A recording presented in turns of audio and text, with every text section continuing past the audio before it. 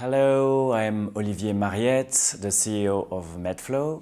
On this video, I will introduce you to the new functionalities of our latest UVP Software version 4.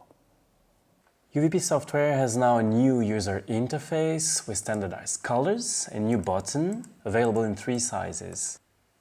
When you start a measurement acquisition, UVP-DUO is now emulated on demand, so you don't need your UVP instrument connected to your software to test various parameter sets.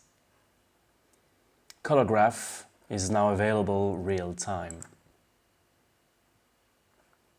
An improved 2D flow display module is now available, including a vector map display and a time series display. Both available real-time, showing results as UVP-DUO is collecting data.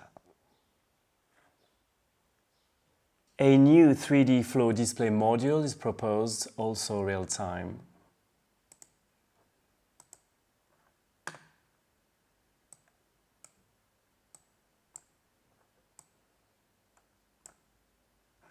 When using multiplexer module, you can now optimize switching time between transducers and create a complex triggering sequence.